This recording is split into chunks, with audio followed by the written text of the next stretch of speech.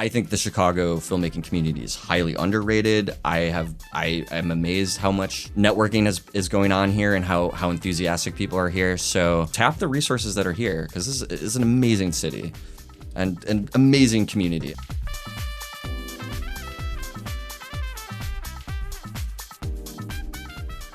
Welcome back to another episode of the Creative Chicago Podcast. I'm your host, Jacob Badagliacco. Always honored to introduce you guys with creatives in our wonderful city. Today is no exception. We have filmmaker and composer Matt Ronzani. Yeah. Thanks for being here. Thank you for having me. Yes. Yeah. I'm very excited because you have done something that a lot of filmmakers maybe aspire to do, and that is complete a feature film. Right? Yeah. And I would say that's something to truly be proud of. Thank you. You know, I know you talked a little bit about your learnings and stuff through this process. Now I'd love to kind of dig into this and uncover the takeaways you had from that. So just to dive right in, did you always kind of see yourself maybe like as like a genre filmmaker, be kind of doing this horror thing, or did it kind of just end up being that way through these projects that you started working on? Yeah, so you mean like, did I go to horror because it's like a commercial way to break in, or was it like always innate? Was it always innate in terms of like you kind of just saw that being something cool? Yeah, it's for me. It's not it's like a benefit that the horror genre is so popular, especially right now. 100%. And it's it obviously benefits low budget filmmaking, and people you don't need a big cast or something because the genre itself is a star.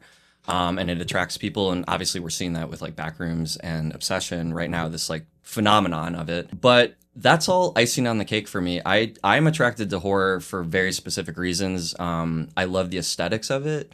I love the atmosphere of it. And I love that horror genre, unlike other genres, allows you to be very almost pretentious with the camera. You get to be so expressive with the camera in a way that no other genre you would be allowed to do that. If you're making a romantic comedy, you can't like be zooming with the camera because people would be like, what are you doing? Like, you know, focus. And not to say you can get carried away with that in any genre, but the horror genre is very visually expressive in a way that I just don't see other genres allowing for that kind of freedom.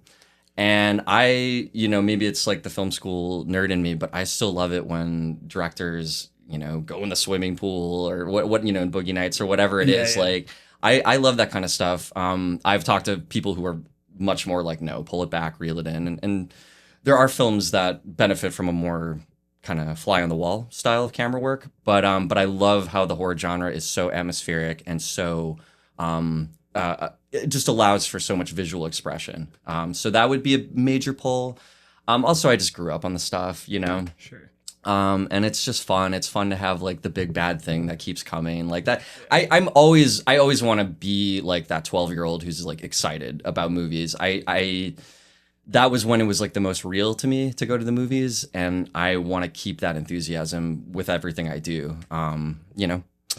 I love that. Yeah, it's like it sounds like it's the most maybe like expressive kind of form for you. Absolutely. To just try things and stuff and get excited about it. Yeah. And also like I don't like right now. I just finished a feature version of a short film that I've been going to festivals with, and I feel like I'm also writing an indie comedy and also writing an indie drama. I just happen to be like Trojan horsing that through the horror genre. So I have like a horror hook and a little bit of a supernatural element to it, but I also am, in my mind, I'm making a coming of age movie. I'm making an indie drama, a comedy.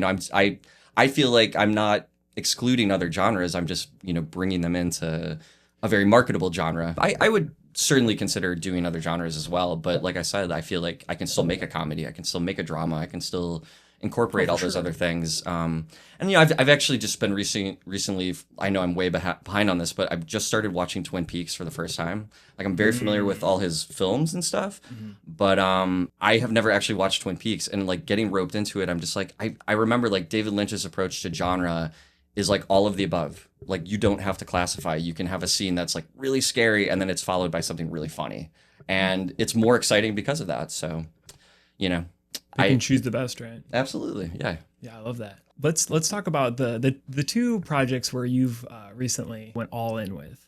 Last American Possession and Corner of My Eye. Yeah.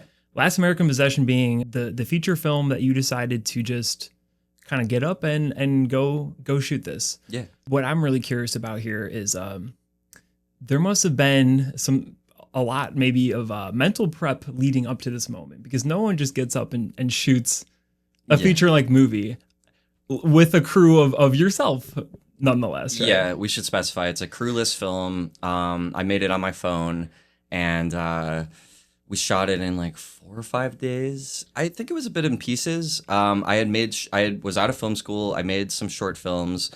It was, all good practice, but I didn't really know what I was doing. Like, I'm like, is this all that's going to happen? And so I kind of decided, like, I've made enough short films. Maybe I should make a stab at a feature film. What is a feature film other than like a series of short films that connect, right? I kind of thought of it that way. And especially like, you look at like Pulp Fiction or something, you're like, that's an ensemble piece. It has lots of different sections. So if you think about a feature film as not an anthology, but a series of short films that connect with each other, I thought, well, I can do that. I can make a few 20-minute short films that all have sort of a connective tissue. And so what I started with was what I usually start with, which is location. I find a location, I become obsessed with it, and I start seeing a story unfold just through pictures. And so we found a house called I guess it's called the Watseka Wonder. It's a house in Watseka, Illinois, and it's home of the first possession in America. That's like the lore of it. And it's kind of this interesting story where this couple lived in this brick house, and their daughter was died, and then like a year later, this very young girl was supposedly possessed by their late daughter, and she went to go live with this couple. It's got some history to it. It does. I even saw a play about it in Chicago, like a couple years ago and stuff. So it does have this lore, and I decided to kind of incorporate that lore into my film. But the reason I was interested in it was just architecturally. I was like, what if someone was like delivering mail that was like delivered to like the wrong address? And they go up to that porch, and then they hear somebody screaming. And so they go down, and they see in the basement window a girl tied up. And then all of a sudden, the basement latch doors pop up. And so she has to run and hide. So she runs back on the porch, runs to the front door, but someone's opening the front door. So now she has to go into the house because there's one door in between the side porch. So I just think about it like logistically. I look at this house, and I'm like, how can I trap somebody in this house? So now I have a cat and mouse chase sequence and someone tied up in the basement. And I basically milked a 20-minute film out of that. And I incorporated the lore of the Watseka lore because essentially what the movie is about is this couple who is like trying to resurrect their daughter through the bodies of young women in their neighborhood, and kind of piggybacking off the Watseka lore of this possession, this house where this first possession in America took place. And so we just kind of built it from there, and we used houses that were like mid-century and stuff. So everything has like a late 60s, early 70s style. And we also filmed in Springfield, Illinois during a classic car show. It's like at 10 o'clock, everybody goes inside. And then there's just abandoned streets at night. Perfect. Yeah. Exactly. Everything looks old. All the buildings look old. And there's just classic cars, all perfectly preserved, street after street after street in Springfield, Illinois. So I thought, if we get 2 actors in period clothes here, wait till 10 o'clock, we basically have like what looks like millions of dollars worth of production values. That's crazy. And it was all guerrilla style, So stuff like that. Yeah. What I really love about that is, first, is the way that you just kind of broke it down for yourself in order to make it more like mentally manageable, right? Like I love the approach of seeing it as like a series of short films as opposed to just one giant thing to make on yourself by yourself, right? Absolutely. The other, and this is kind of a key thing here, is just the fact that you decided to like take the reins yourself, right? And not just kind of like wait for something to happen here, which is like it's all too easy to do, right? To wait for opportunities to come as opposed to like create the thing you've always saw yourself doing yourself. Yeah, absolutely. I think it depends on what your approach is after film school. Do you want to try and get in the studio system? Do you see yourself doing fundraisers and that kind of stuff? And I knew that for me personally, I was just kind of reaching a now or never moment in my life, and I was tired of waiting. So I thought, well, I was also listening to a couple podcasts. One called Show Don't Tell with Noam Kroll. Oh, sure. Yeah, or if you're familiar. And then the other one's called Making Movies is Hard. And both of them have had guests on who have made micro-budget, crewless films on their phone with actors and lavalier mics and things like that. And so I just thought, well, maybe that's how I can make a movie, a feature-length movie, because you know, if I did have a crew, which I did with my short film, I want to pay them, and it's a lot more expensive. Without a crew, it's very difficult to make a movie without a crew. But you are saving obviously a lot of money unless you have people working for free, which I really just try and avoid at this point. So yeah. So now that you completed the feature film, what were some of the key learnings that you took from there that will forever stay with you on your filmmaking journey? One is that I don't think I want to make another crewless movie again, because on my short film that I did after the feature film that I filmed by myself, just seeing people who are more tech heads than me, who have way more knowledge, collaborating with each other, immediately just like the gaffer being able to like accent a certain kind of lighting off an actor's face, it's all that stuff. It's like I'm kidding myself to think that I can do all of that. With the feature film, because I was working without a crew and without a gaffer and everything, like I stuck to a lot of natural lighting and things like that to try and compensate. But again, it's I'm so grateful that I was naive enough to make this feature film. I wouldn't trade it for the world. But to me, it's like that was like my film school, and now it's an encyclopedia of all the things I won't do again. You know what I mean? But I'm so happy I did. Exactly. But it is a good point where it's like you kind of almost have to not know what you're in for in order to just like to jump for it. Right? That was pretty much the crux of my article, was like, if I had known better, I wouldn't have done it. Yeah. You have to be a little naive. Well, you got no regrets now, right? It's like, well, it's because that much more knowledge. But I think the coolest thing is like now you really do. I mean, taking it all on yourself. Obviously, it's overwhelming, but like you do have like the basic knowledge now for audio, for the lighting, for directing. You know, for like the whole thing. It's another film school. Exactly what you said. And also because we screened at the Music Box, I had to learn about sound mixing for a theatrical distribution, which we weren't quite 100% on when we actually screened it. And then all this AI stuff, which I'm not a fan of, but like there are little tools that have come along with all the bad stuff, all the generative, creatively killing, environmentally killing stuff. So wouldn't trade for that. But there are little tools now where, okay, so I had a lavalier mic and there was like some directional stuff or maybe some costume stuff, rustling or whatever.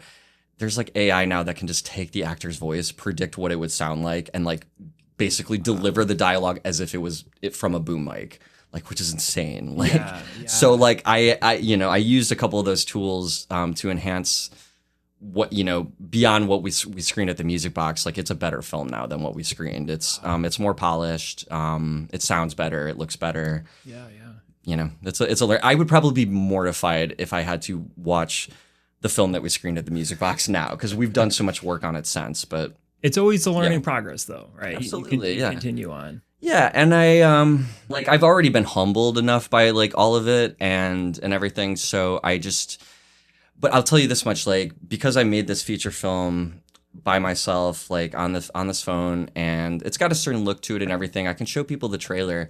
It has just helped me so much with networking. It's helped me expand my social circles, my crew, everything. Like, when you have a film under your belt and then you go to these networking events, everything is different. Like, and I have cards now. I can hand them like QR codes, scan this, watch the trailer, watch the short film, whatever.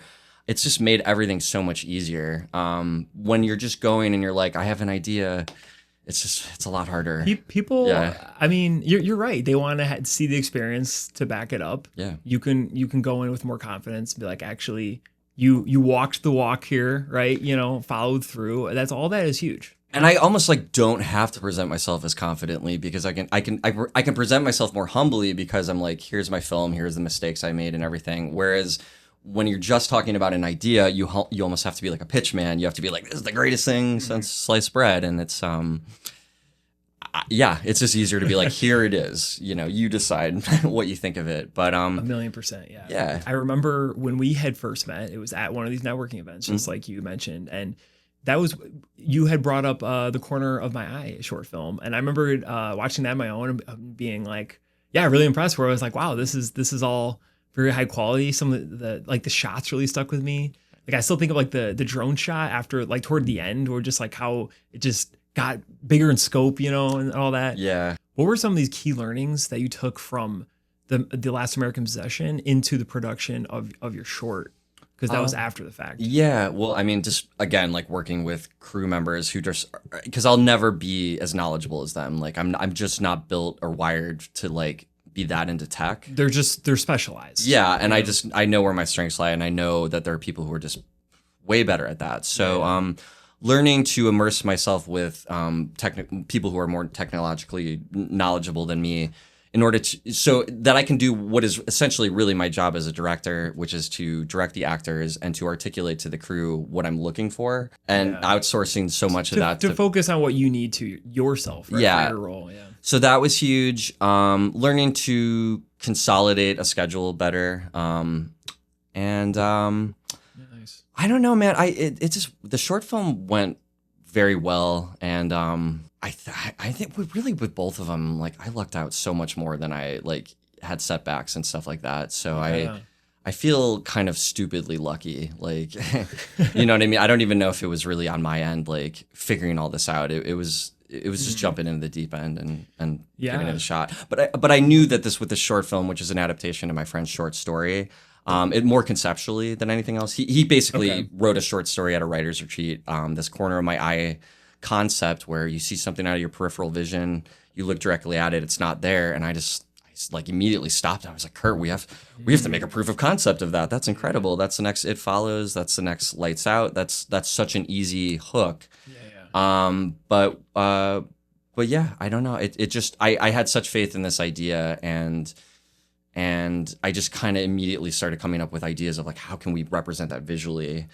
And so I just, even looking around at my dad's house, I'm like, he's got this bath. I was like, oh, you know, so it's just, I start thinking about location.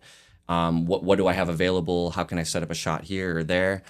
Because I can set up shots well, but what I would really like to delegate to a cinematographer is like all the technical, you know, things to make it a crisp image, and just seeing my cinematographer work with the gaffer and seeing them collaborate, I was like, I'm so happy to have them 1,000,000% handle that. So yeah. But it was cool that you created your own score for this. You know, through like that is cool that you can just make your own music for it, you know? Yeah. Helps to have that. More out of financial necessity than anything else. Okay. But because I don't consider myself a particularly I'm not a virtuoso. Like I'm very basic with instruments, but I do love to record music. Yeah. And you know, with Last American Possession, I because it had a late 60s, early 70s look to it, I wanted to make sure to not have any synths or anything 80s, you know? So everything had to have like jazzy kind of flutes and things like that you would see in like a late 60s horror movie or something. So that was kind of the challenge with that. And then with Corner, it's a, you know, modern piece, so I can do whatever I want. But editing and composing, to me, it's just, I don't know. There's just something about it. I like to have like my hands in all of that. Anything like the creative, I can, you know, I feel like I compelled to want to control a little bit. It's just fun. Yeah. I'm not opposed to working with a composer and everything too, but anything that I can do financially to, you know, kind of reduce the costs and stuff, and also just something that I enjoy personally. For sure. You know, I'll take on. Yeah, absolutely. Let's talk about the distribution for these two films here, because they do take a different approach. Yeah. I know the Corner of My Eye short film has been having success at various film festivals, which is great to hear. Yeah, it's been awesome. However, I know we have discussed previously, it's just you know, how do we translate the success from the festival run into further distribution, right? And then conversely, through a feature film that requires that much more. You got to get in touch and go through the whole process of finding the correct distributor and stuff, right? And so tell me a little bit more like how you kind of approach this process, and how maybe this might be different from people who are building just online audiences like through YouTube and stuff. Yeah, well, that happened pretty recently. I mean, it's certainly with Backrooms and Obsession. Now you have people scouting YouTube and they're looking for it. So it's an entirely different mindset. 10 years ago, I would never have considered putting a film on YouTube unless it was just a last resort. And now it's not a last resort. It might be the first resort. It might be the best thing you could possibly do. The two films have kind of different trajectories right now. With Corner, it's been going to festivals and picking up awards and stuff, which has been awesome. But I'm so anxious to put it on something like Altered, which is a YouTube channel, but specifically for short horror films. I would also very much consider a reaction channel. Someone told me there's one called Spooky Sundays, and it's got like 50 million subscribers. What festival in the world has all of a sudden that many eyeballs on your film? It doesn't exist. So I think I'm trying for a couple more festivals. I'm shooting a little bit higher, seeing, but I think I'm ready in a few months to wrap that and get it viral, because that's where I really think it belongs. I believe this concept should get as much legs as possible, viral, and I just want to get as many eyeballs on it as possible. I mean, it's been validating to get attention from festivals, but I care more about just it getting attention. Whereas Last American Possession, it's a feature film. It's a kind of a quirkier piece. Like, I don't see it necessarily like blowing up or changing the world or anything. So for that, I'm going through Film Hub, which it gives you all the rights, 100% of the rights. And that's a way to try and get on like a Tubi or an Amazon or anything like that. So that's been the process for that. But I think I might consider putting The Last American Possession on YouTube as like just a feature film. Say this was a crewless feature film made on an iPhone 14, and just seeing if that could get any attention. Honestly, it very well could. Yeah.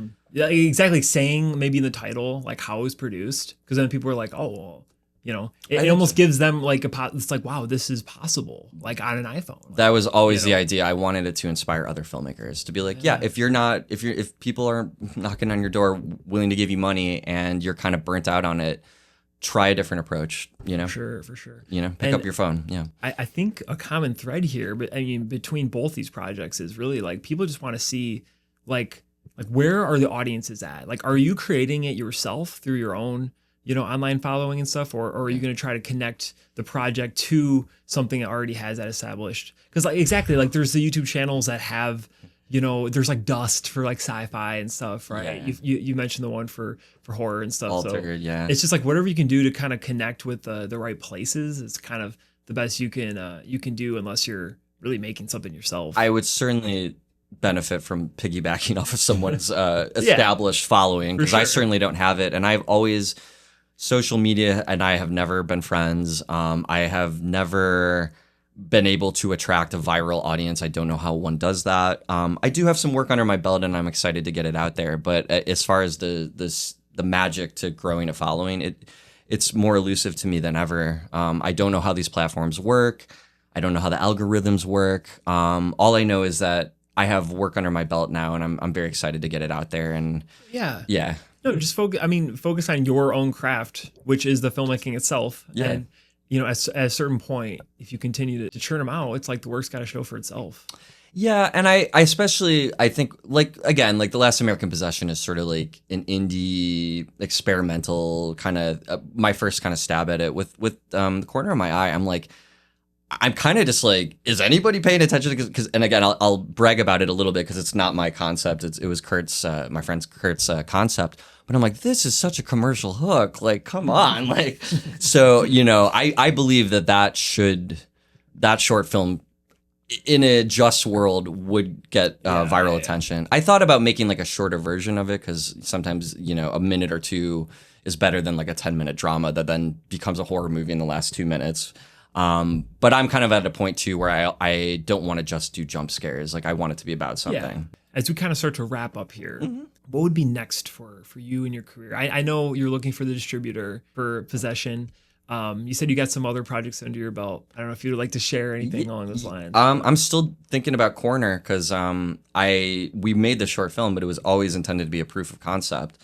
And now that we have it and it's getting attention and it's won some awards and stuff, I really, like I said, I want to get it on YouTube, at Altered, anything where it can get attention, because we always intended for this to be a feature film. And I, if I'm making this myself and I'm doing it out of pocket, I will incorporate the short film into a feature film, because I'm like, hey, I have 10 minutes here and they're pretty good. And build off that story. But what I would like to do is, I just finished my first draft of the feature script for Corner, and it just goes into more depth with these characters, this friend group who are kind of haunted by this presence. At first when they're kids at a sleepover, and then it carries on into adult life. And just kind of playing around with this metaphor of peripheral vision and what that can mean to the characters emotionally. It's kind of a metaphor for people in your life who are sort of there, but you can't directly acknowledge them anymore, but they're not. Oh. It's kind of almost like a part of like the subconscious, or Absolutely. like it's always going to be affecting you. And that's the thing. When I first started working on the story, I didn't know what the metaphor meant. It all became kind of a discovery along the way. So. Yeah. It's definitely a fun time to be a horror filmmaker, so, with all of this increased enthusiasm. Absolutely. Right? Absolutely. And I'm hoping like maybe in a couple months we can get shooting. That's the goal. So nice. Best of luck with that. Thank you very much, man. Final question here. I ask this to every guest. What would you say to the up and coming creatives in Chicago? Especially people who'd want to get involved with filmmaking. Yeah, I will tell Chicagoans who are interested in filmmaking. Personally, this has been my journey, not everyone's journey. I went to LA. I did my last semester of college in LA. I stayed there for about a year and a half. Everything that I talked about doing, all the things that were potentially going to happen, happened when I came back to Chicago. That's just me personally. But I didn't have as many roots I had no roots in LA. I have roots here at home. And so for me, I think the Chicago filmmaking community is highly underrated. I am amazed how much networking is going on here and how enthusiastic people are here. So I think the work ethic here is fantastic and underrated. And again, that's my journey. I'm independent. If you're looking to get into like television or like the studio system or something, then maybe Los Angeles is the way to go. But don't feel like don't have FOMO is what I would tell creatives who are in Chicago. It's not all happening on the West Coast. In fact, a lot of it is being out. As soon as you go to the West Coast to make something, you're immediately spit back out into like the Midwest or some other part of the country or some other country because not a lot is being filmed in LA.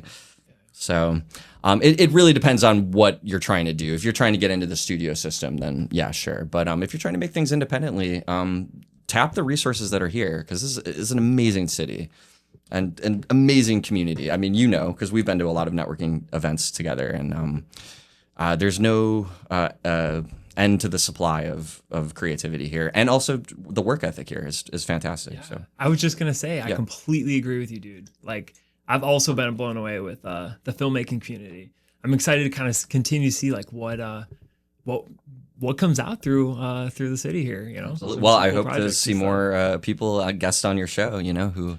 Absolutely. Yeah. We're going to be ramping it up soon. Yeah. As always, appreciate you coming out for this. Thank you. Really excited to see, how your future projects go. Yeah. I'll keep you posted. Maybe I'll come back when I have a little more to say, Exciting times. Yeah. Appreciate you. Absolutely, man. Thank you for having me.